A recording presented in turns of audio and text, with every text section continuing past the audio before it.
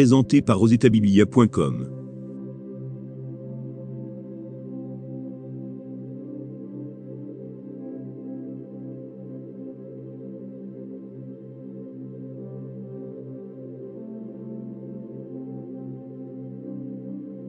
Seconde épître de Pierre. 1. Simon Pierre, serviteur et apôtre de Jésus-Christ, à ceux qui ont reçu en partage une foi du même prix que la nôtre, par la justice de notre Dieu et du Sauveur Jésus-Christ. Que la grâce et la paix vous soient multipliées par la connaissance de Dieu et de Jésus notre Seigneur. Comme sa divine puissance nous a donné tout ce qui contribue à la vie et à la piété, au moyen de la connaissance de celui qui nous a appelés par sa propre gloire et par sa vertu, lesquelles nous assurent de sa part les plus grandes et les plus précieuses promesses, afin que par elles vous deveniez participants de la nature divine, en fuyant la corruption qui existe dans le monde par la convoitise. À cause de cela même, faites tous vos efforts, pour joindre à votre foi la vertu la science, à la science la tempérance, à la tempérance la patience, à la patience la piété l'amour fraternel, à l'amour fraternel la charité. Car si ces choses sont en vous, et y sont avec abondance, elles ne vous laisseront point oisifs ni stériles pour la connaissance de notre Seigneur Jésus-Christ. Mais celui en qui ces choses ne sont point est aveugle, il ne voit pas de loin, et il a mis en oubli la purification de ses anciens péchés. C'est pourquoi, frères, appliquez-vous d'autant plus à affermir votre vocation et votre élection, car, en faisant cela, vous ne broncherez jamais. C'est ainsi, en effet, que l'entrée dans le royaume éternel de notre Seigneur et Sauveur Jésus-Christ vous sera pleinement accordée. Voilà pourquoi je prendrai soin de vous rappeler ces choses, bien que vous les sachiez, et que vous soyez affermis dans la vérité présente. Et je regarde comme un devoir, aussi longtemps que je suis dans cette tente, de vous tenir en éveil par des avertissements, car je sais que je la quitterai subitement, ainsi que notre Seigneur Jésus-Christ me l'a fait connaître. Mais j'aurai soin qu'après mon départ vous puissiez toujours vous souvenir de ces choses. Ce n'est pas, en effet, en suivant des fables habilement conçues, que nous vous avons fait connaître la puissance et l'avènement de notre Seigneur Jésus-Christ, mais c'est comme ayant vu sa majesté de nos propres yeux. Car il a reçu de Dieu le Père honneur et gloire, quand la gloire magnifique lui fit entendre une voix qui disait « Celui-ci est mon Fils bien-aimé, en qui j'ai mis toute mon affection. » Et nous avons entendu cette voix venant du ciel, lorsque nous étions avec lui sur la sainte montagne. Et nous tenons pour d'autant plus certaine la parole prophétique, à laquelle vous fait bien de prêter attention, comme à une lampe qui brille dans un lieu obscur, jusqu'à ce que le jour vienne apparaître, et que l'étoile du matin se lève dans vos cœurs.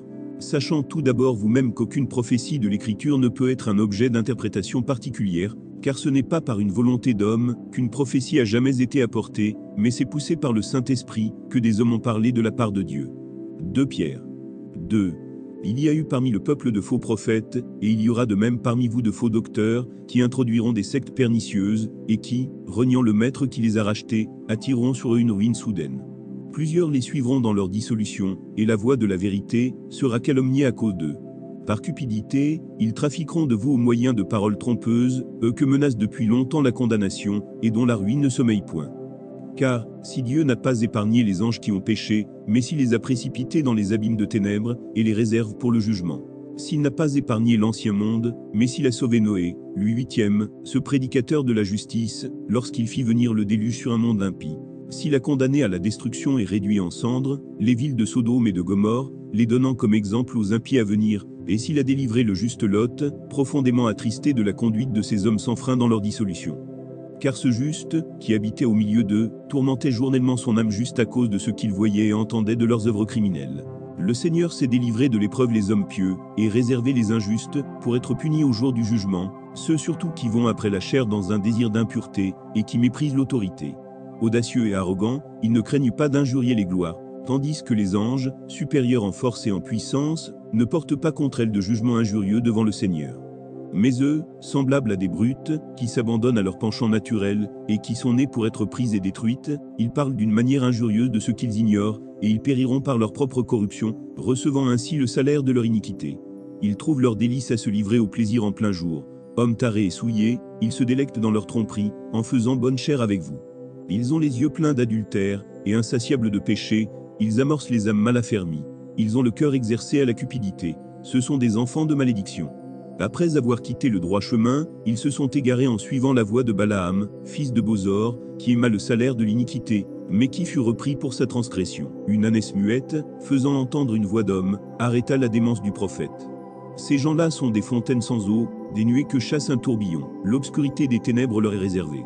Avec des discours enflés de vanité, ils amorcent par les convoitises de la chair, par les dissolutions, ceux qui viennent à peine d'échapper aux hommes qui vivent dans l'égarement. Ils leur promettent la liberté, quand ils sont eux-mêmes esclaves de la corruption, car chacun est esclave de ce qui a triomphé de lui. En effet, si, après s'être retirés des souillures du monde, par la connaissance du Seigneur et Sauveur Jésus-Christ, ils s'y engagent de nouveau et sont vaincus, leur dernière condition est pire que la première. Car mieux valait pour eux n'avoir pas connu la voie de la justice, que de se détourner, après l'avoir connu, du saint commandement qui leur avait été donné.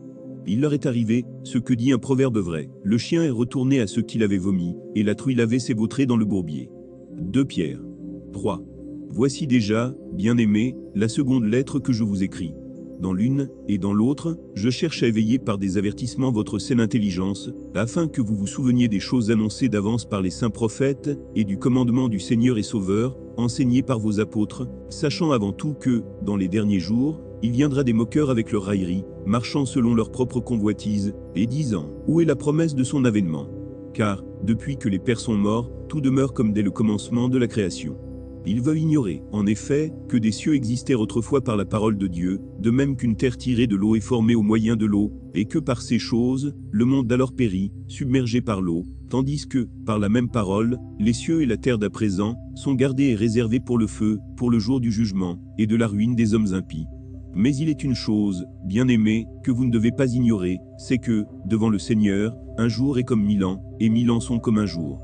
Le Seigneur ne tarde pas dans l'accomplissement de la promesse, comme quelques-uns le croient, mais il eut de patience envers vous, ne voulant pas qu'aucun périsse, mais voulant que tous arrivent à la repentance. Le jour du Seigneur viendra comme un voleur. En ce jour, les cieux passeront avec fracas, les éléments embrasés se dissoudront, et la terre avec les œuvres qu'elle renferme sera consumée. Puisque donc toutes ces choses doivent se dissoudre, qu'elles ne doivent pas être la sainteté de votre conduite et votre piété, tandis que vous attendez et hâtez l'avènement du jour de Dieu, à cause duquel les cieux enflammés se dissoudront, et les éléments embrasés se fondront. Mais nous attendons, selon sa promesse, de nouveaux cieux, et une nouvelle terre, où la justice habitera. C'est pourquoi, bien-aimés, en attendant ces choses, appliquez-vous à être trouvés par lui sans tache et irrépréhensibles dans la paix. Croyez que la patience de notre Seigneur est votre salut, comme notre bien-aimé frère Paul vous l'a aussi écrit, selon la sagesse qui lui a été donnée. C'est ce qu'il fait dans toutes les lettres, où il parle de ces choses, dans lesquelles il y a des points difficiles à comprendre, dont les personnes ignorantes et mal affermies tordent le sens, comme celui des autres Écritures, pour leur propre ruine. Vous donc, bien-aimés, qui êtes avertis, mettez-vous sur vos gardes, de peur qu'entraînés par l'égarement des impies, vous ne veniez à déchoir de votre fermeté.